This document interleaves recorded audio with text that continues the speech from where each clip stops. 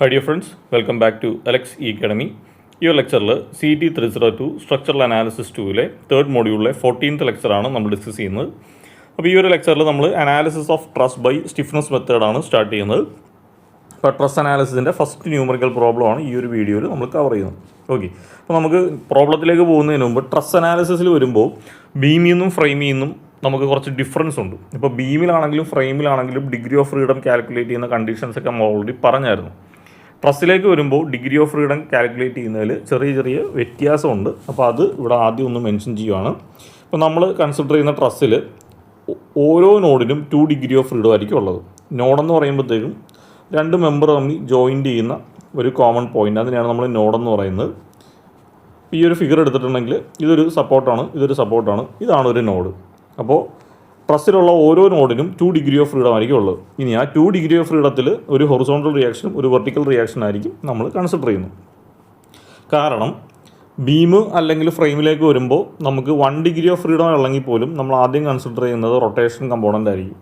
2 degree of freedom ആണെങ്കിൽ ഒരു rotation കമ്പോണൻറ്റും ഒരു റിയാക്ഷൻ കമ്പോണൻറ്റും ആയിരിക്കും കൺസിഡർ ചെയ്യുന്നത്.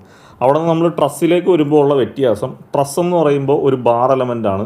അതിനകത്ത് 2 ടൈപ്പേ ഉള്ളൂ, ഒന്നെങ്കിൽ കംപ്രസീവ് ഫോഴ്സ് അല്ലെങ്കിൽ ടെൻസൈൽ ഫോഴ്സ്, ഇത് 2 ആക്ട് ചെയ്യുള്ളൂ. അപ്പോൾ അതുകൊണ്ട് തന്നെ നമ്മൾ ട്രസ്സിൻ്റെ കേസിൽ ഡിഗ്രി ഓഫ് ഫ്രീഡം 1 ആണെങ്കിൽ ഹൊറിസോണ്ടൽ അല്ലെങ്കിൽ വെർട്ടിക്കൽ കമ്പോണൻ്റ് ആയിരിക്കും. ഡിഗ്രി ഓഫ് ഫ്രീഡം 2 ആണെങ്കിൽ ഒരെണ്ണം ഹൊറിസോണ്ടലും ഒരെണ്ണം വെർട്ടിക്കലും തന്നെ ആയിരിക്കും. അതായത് നമുക്ക് ബെൻഡിങ് ആക്ഷൻ ട്രസ്സിൽ ഉണ്ടാവില്ല. അപ്പോൾ each node will have 2 degree of freedom, ഒരെണ്ണം ഹൊറിസോണ്ടലും ഒരെണ്ണം വെർട്ടിക്കൽ കമ്പോണൻറ്റും ആയിരിക്കും. ഇനി റോളർ സപ്പോർട്ടാണെങ്കിൽ ആ ഒരു ട്രസ്സിൻ്റെ ഏതെങ്കിലും ഒരു എൻഡിൽ റോളർ സപ്പോർട്ട് ഉണ്ടെങ്കിൽ ഡിഗ്രി ഓഫ് ഫ്രീഡം 1 ആയിരിക്കും. ഫിക്സ്ഡ് ആൻഡ് ഹിഞ്ച്ഡ് സപ്പോർട്ടാണെങ്കിൽ ഡിഗ്രി ഓഫ് ഫ്രീഡം 0 ആയിരിക്കും. ഇതാണ് അതിനകത്ത് വരുന്ന വ്യത്യാസം. അതേപോലെ ട്രസ്സിൻ്റെ കേസിൽ K സ്റ്റാർ സ്റ്റിഫ്നെസ് വാല്യൂ എഴുതുമ്പോൾ AE/L എന്ന് പറയുന്ന വാല്യൂ ആണ് ഒരു മെമ്പറിന് വരുന്നത്. അപ്പോൾ ഓരോ മെമ്പറിനും AE/L എന്ന് പറയുന്നൊരു വാല്യൂ ആയിരിക്കും. നേരെ മറിച്ച് നമ്മൾ ബീമിലേക്ക് വന്നപ്പോൾ AB ബീം അല്ലെങ്കിൽ AB എലമെൻ്റ് എടുക്കുമ്പോൾ നമുക്കറിയാം EI/L × 4-2-2-4 എന്ന് പറയുന്ന ഒരു മെട്രിക്സ് ആയിരുന്നു നമുക്ക് സ്റ്റിഫ്നെസ് എലമെൻ്റ് ആയിട്ട് വരുന്നത്. ഇവിടെ നമ്മൾ ട്രസ്സിലേക്ക് വരുമ്പോൾ AB എന്ന് പറയുന്ന ബാർ മെമ്പറിൻ്റെ അല്ലെങ്കിൽ ഒരു മെമ്പറിൻ്റെ സ്റ്റിഫ്നെസ് എന്ന് പറഞ്ഞാൽ AE/L ആയിരിക്കും. A ഏരിയയും Young's modulus of elasticity, L എന്ന് വെച്ചാൽ ലെങ്ത് ഓഫ് ദ ബാറും ആയിരിക്കും. ഇത് രണ്ടുമാണ് ട്രസ് അനാലിസിസിലേക്ക് വരുമ്പോൾ ഉള്ള മെയിൻ വ്യത്യാസങ്ങൾ. ഓക്കെ, ക്വസ്റ്റ്യൻ ഇതാണ്: analyse the truss and find the bar forces. AE/L is a constant. Okay, അപ്പോൾ നമുക്കൊരു ഫിഗർ തന്നിട്ടുണ്ട് ABC. ഇത് ഡി എൻഡ് ആണ്. എയും ബിയും സിയും ഫിക്സ്ഡ് എൻഡ് ആണ്. ഇവിടെ ഡി എൻഡ് ഒരു റോളർ സപ്പോർട്ടാണ്. ഓക്കെ, ഫിഗറിൽ അതൊരു കൺഫ്യൂഷൻ വരരുത്. റോളർ സപ്പോർട്ടാണ്. ഒരു 20 kN ഹൊറിസോണ്ടൽ ഡയറക്ഷനിൽ ആക്ട് ചെയ്യുന്നുണ്ട്. അപ്പോൾ ഇതാണ് നമുക്ക് അനലൈസ് ചെയ്യാൻ തന്നേക്കുന്ന figure. Step number 1, calculate degree of freedom.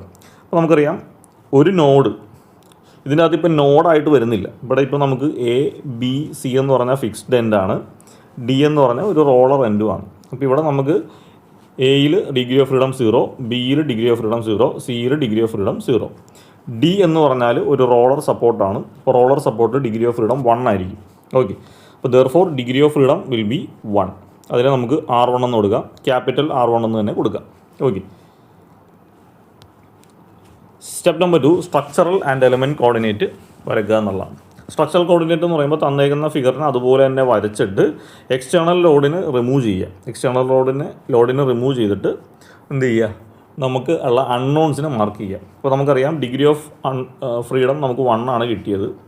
അത് R1 എന്നാണ് നമ്മൾ മാർക്ക് ചെയ്തത്. ഓക്കെ, അപ്പോൾ ABC ഫിക്സ്ഡ് ആണ്, അവിടെ ഒന്നും ഡിഗ്രി ഓഫ് ഫ്രീഡം ഇല്ല. നമുക്ക് ഈ ഡി എൻ്റെ റോളർ സപ്പോർട്ട് ആയതുകൊണ്ട് അവിടെയാണ് ഡിഗ്രി ഓഫ് ഫ്രീഡം ഉള്ളത്. അപ്പോൾ അവിടെയുള്ള അൺനോണിനെ ക്യാപിറ്റൽ R1 എന്ന് ഞാൻ മാർക്ക് ചെയ്തു. അപ്പോൾ എക്സ്റ്റേണൽ ഫോഴ്സിനെ റിമൂവ് ചെയ്ത് കളഞ്ഞിട്ട് തന്നേക്കുന്ന ട്രസ് അതുപോലെ തന്നെ വരയ്ക്കുക. എന്നിട്ട് എന്ത് ചെയ്യുക, എവിടെയാണോ ഡിഗ്രി ഓഫ് ഫ്രീഡം ഉള്ളത് അവിടെ നമ്മുടെ അൺനോൺ മാർക്ക് ചെയ്യുക. R1 ആണ് നമ്മുടെ അൺനോൺ.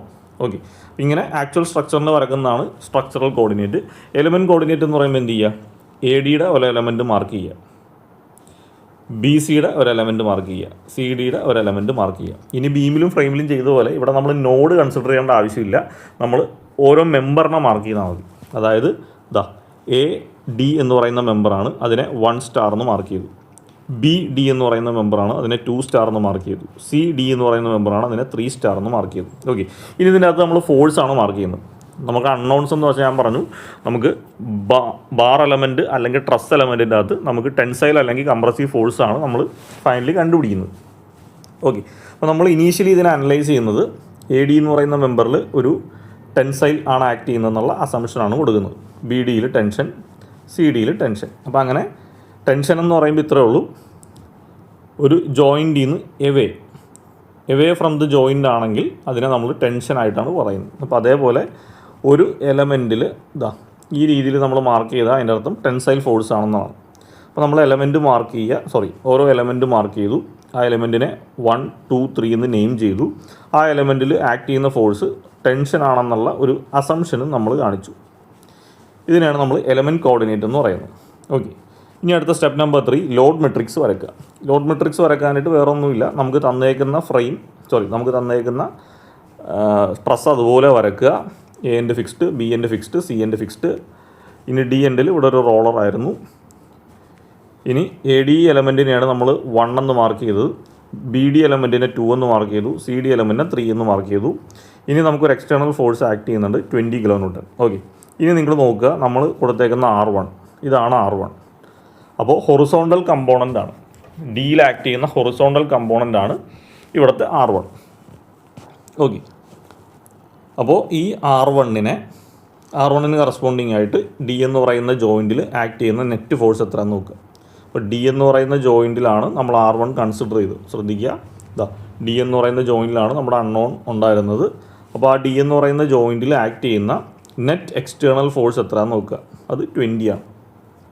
അപ്പോൾ load matrix is equal to R1ന് കറസ്പോണ്ടിങ് ആയിട്ട് നെറ്റ് ലോഡ് 20 ആണ്. ഇപ്പോൾ ബീമിലോ ഫ്രെയിമിലോ ചെയ്ത പോലെ ഇവിടെ സൈൻ റിവേഴ്സ് ചെയ്യുകയോ ഒന്നും ചെയ്യേണ്ട, ഡയറക്റ്റ്ലി തന്നേക്കുന്ന ഫിഗറിനെ വരയ്ക്കുക, തന്നേക്കുന്ന ലോഡ് എത്രയാണെന്ന് വെച്ചാൽ അത് മാർക്ക് ചെയ്ത് എഴുതുക. അടുത്തത് step number 4, element stiffness matrix K star കണ്ടുപിടിക്കുക എന്നുള്ളതാണ്. ഞാൻ പറഞ്ഞു നമ്മൾ ട്രസ്സിൻ്റെ ഓരോ എലമെൻറ്റിനെയും കെ സ്റ്റാർ വാല്യൂ എന്ന് വെച്ചാൽ AE/L ആണ്. അപ്പോൾ ഇവിടെ നമുക്ക് 3 എലമെൻ്റ് ഉണ്ട്, AD, BD, CD 3 എലമെൻ്റാണ്. ഇവിടെ നോക്കിയാൽ മതി, ഇത് AD member, BD member, CD member. Okay, ഇനി ഈ ഒരു ക്വസ്റ്റ്യനിൽ AE/L കോൺസ്റ്റൻ്റ് ആണെന്ന് പറഞ്ഞിട്ടുണ്ട്. അതായത് AD മെമ്പറിൻ്റെ വാല്യൂ AE/L ആയിരിക്കും, BD മെമ്പറിനും അത് AE/L ആയിരിക്കും, CD മെമ്പറിനും അത് AE/L ആയിരിക്കും. അതിന് ചേഞ്ച് ഒന്നുമില്ല.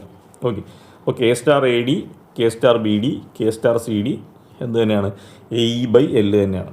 ഇനി നമ്മളിതിനെ കമ്പൈൻ ചെയ്ത് എഴുതുക. കമ്പൈൻഡ് കെ സ്റ്റാർ എന്ന് പറയുമ്പോൾ ഫസ്റ്റ് കെ സ്റ്റാർ AD, അടുത്ത ഡയഗണലായിട്ട് കെ സ്റ്റാർ BD, അടുത്ത ഡയഗണലായിട്ട് കെ സ്റ്റാർ CD. ബാക്കി എല്ലാ വാല്യൂം 0, 0, 0 എന്ന് സബ്സ്റ്റിറ്റ്യൂട്ട് ചെയ്യും. ഓക്കെ, ഇനി കെ സ്റ്റാർ ADയുടെ വാല്യൂ AE/L, കെ സ്റ്റാർ BDയുടെ വാല്യൂ AE/L, കെ സ്റ്റാർ CDയുടെ വാല്യൂ AE/L.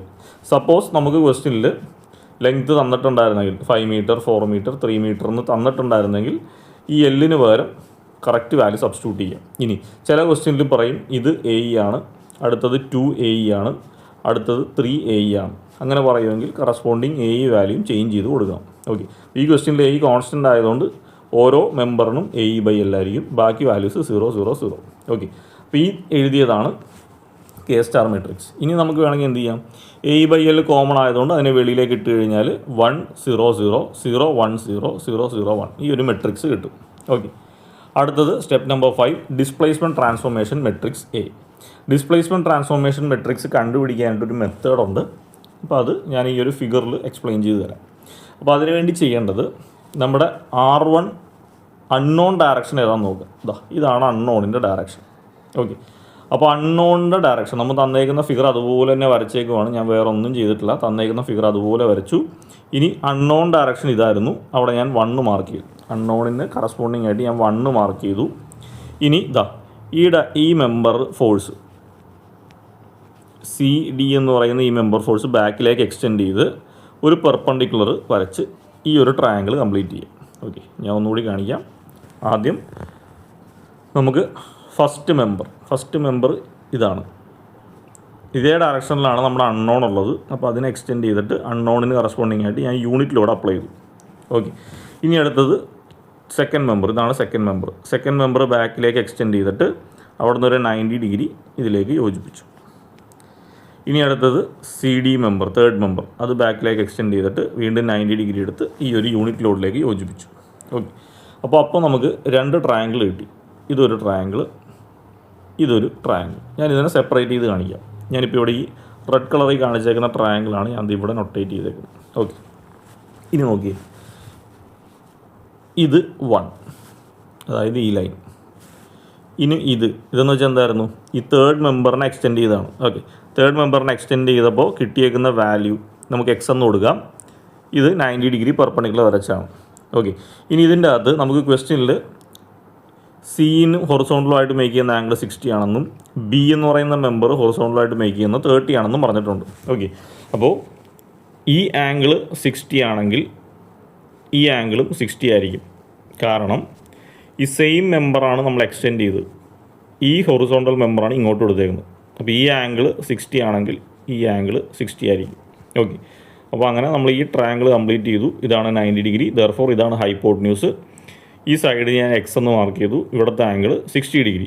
ഓക്കെ, ഇനി ഇവിടുന്ന് cos 60 എഴുതാമല്ലോ. cos 60 is equal to adjacent side by hypotenuse. cos 60 is equal to adjacent side x divide by hypotenuse 1 ആണ്. കാരണം ഇവിടെ unit ലോഡാണ് apply ചെയ്തേക്കുന്നത്. ഓക്കെ, അവിടെ നിന്ന് എക്സ് ഈസ് ഈക്വൽ ടു എങ്ങനെ എഴുതാം, ക്രോസ് മൾട്ടിപ്ലൈ ചെയ്താൽ 1 ഇൻറ്റു കോസ് തീറ്റ എന്ന് എഴുതാം. കോസ് തീറ്റയുടെ വാല്യൂ 1/2 ആണ്. ദെർഫോർ ഇവിടുത്തെ unknown x is equal to 1/2 എന്ന് കിട്ടി. ഇനി എന്താണ് ഈ എക്സ്? നമ്മൾ തേർഡ് മെമ്പർ അല്ലേ, തേർഡ് മെമ്പറിനെ ബാക്കിലേക്ക് എക്സ്റ്റെൻഡ് ചെയ്തപ്പോൾ കിട്ടിയതാണ് ഈ എക്സ്. അതായത് deformation in the third member, അതാണ് എക്സ്. ഈ തേർഡ് മെമ്പർ എന്ന് പറയുന്ന സി ഡി മെമ്പറിനെ ബാക്കിലേക്ക് എക്സ്റ്റെൻഡ് ചെയ്യുമ്പോൾ ഈ കിട്ടുന്നതാണ് deformation in the third member. Deformation in the third member നമുക്ക് 1/2 എന്ന് കിട്ടി. സിമിലർലി ഇനി അടുത്ത ഈ ഒരു ട്രയാങ്കിൾ ബി ഡീനെ ബാക്കിലേക്ക് എക്സ്റ്റെൻഡ് ചെയ്ത് നമുക്ക് കിട്ടിയേക്കുന്ന ഈ ഒരു ട്രയാങ്കിൾ, ഈ ആംഗിൾ 30 ഡിഗ്രിയാണ് അല്ലേ. അപ്പോൾ ആ ഒരു ട്രയാങ്കിൾ ഞാനിവിടെ വരച്ചു.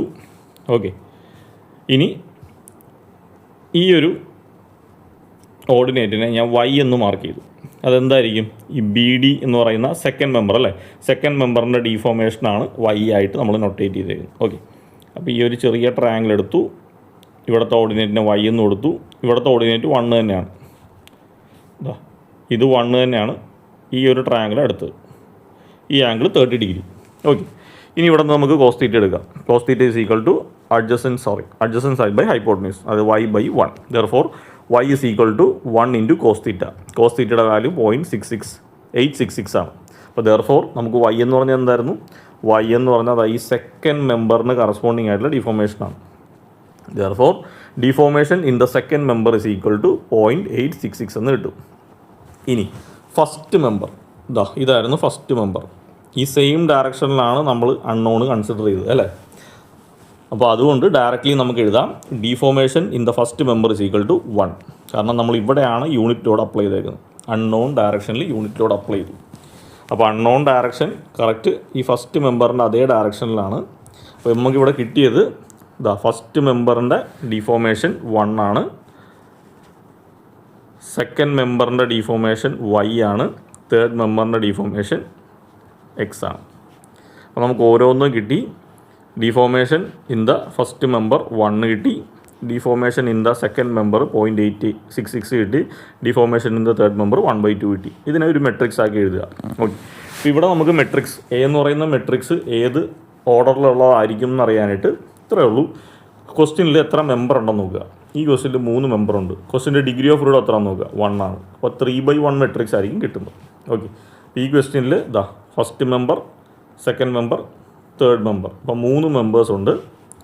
അതുകൊണ്ട് 3 ഡിഗ്രി ഓഫ് ഫ്രീഡം 1 ആണ്. അപ്പോൾ 3/1 മെട്രിക്സ് ആയിരിക്കും കിട്ടുന്നത്. ഓക്കെ, ഫസ്റ്റ് മെമ്പറിൻ്റെ ഡിഫോമേഷൻ, സെക്കൻഡ് മെമ്പറിൻ്റെ ഡിഫോമേഷൻ, തേർഡ് മെമ്പറിൻ്റെ ഡിഫോമേഷൻ, അതിനെയാണ് നമ്മൾ ഡിഫോമേഷൻ മെട്രിക്സ് എന്ന് പറയുന്നത്. ഇനി അടുത്തത് step number 6, final stiffness matrix K കണ്ടുപിടിക്കാനായിട്ട് നമ്മുടെ പഴയ equation A transpose into K star into A.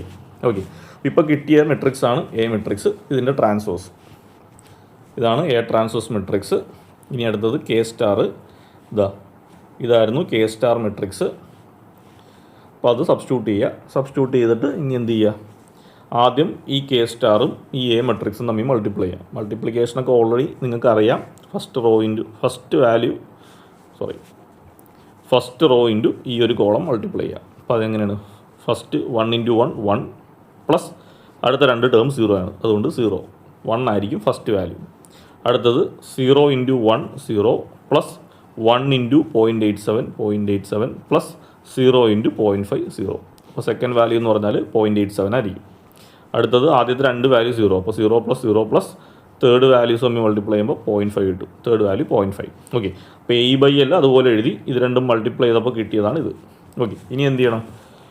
ഈ ഒരു റോയും ഈ ഒരു കോളം തമ്മിൽ മൾട്ടിപ്ലൈ ചെയ്യാം. അപ്പോൾ അതിന് വേണ്ടിയിട്ട് 1 ഇൻറ്റു 1 പ്ലസ് 0.87 ഇൻറ്റു 0.87, അപ്പോൾ 0.87 സ്ക്വയർ പ്ലസ് 0.5 ഇൻറ്റു 0.5 സ്ക്വയർ, ഇതെല്ലാം കൂടി ആഡ് ചെയ്യുമ്പോൾ നമുക്ക് 2 എന്ന് കിട്ടും. ഓക്കെ, അപ്പോൾ 2 ഇൻറ്റു A/L കോമൺ ആയിട്ട് വെളിയിലുണ്ട്. ഈ കിട്ടുന്നതാണ് K, final stiffness matrix K. Okay, അപ്പോൾ ഇത്രയേ ഉള്ളൂ. 1 ഡിഗ്രി ഓഫ് ഫ്രീഡം ആണെങ്കിൽ K കിട്ടുന്നത് 1 ആയിരിക്കും, അതായത് ഒറ്റ വാല്യൂ കാണുള്ളൂ. അടുത്തത് step number 7, displacement matrix delta. Delta കണ്ടുപിടിക്കാനായിട്ട് K ഇൻവേഴ്സ് ഇൻറ്റു P ആണ്. ഓക്കെ, അപ്പോൾ നമുക്ക് K ഇവിടെ കിട്ടിയിട്ടുണ്ട്. ഇതാണ് K. P മെട്രിക്സ് 20 എന്ന് പറയുന്നൊരു വാല്യൂ ആയിരുന്നു P മെട്രിക്സ്.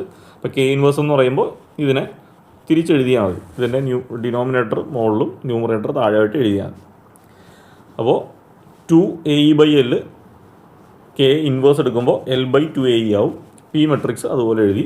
ഇനി എന്ത് ചെയ്യുക? ഇതിനൊന്ന് സോൾവ് ചെയ്യാം. 2ഉം 20ഉം തമ്മിൽ ഡിവൈഡ് ചെയ്യുമ്പോൾ 10 എന്ന് കിട്ടും. അപ്പോൾ 10 ഇൻറ്റു L/AE എന്ന് കിട്ടും. അതാണ് ഡെൽറ്റ. ഓക്കെ, ഇനി എന്തായിരുന്നു ഡെൽറ്റ? ഡെൽറ്റ എന്ന് പറഞ്ഞാൽ നമ്മുടെ അൺനോൺ ആണ് അല്ലേ? നമ്മുടെ അൺനോൺ എന്താണ്? നമ്മൾ ഇവിടെ കൺസിഡർ ചെയ്തേക്കുന്ന R1 ആണ്. ഇതാണ് നമ്മുടെ അൺനോൺ. ഓക്കെ, അപ്പോൾ delta is equal to 10 into L/AE.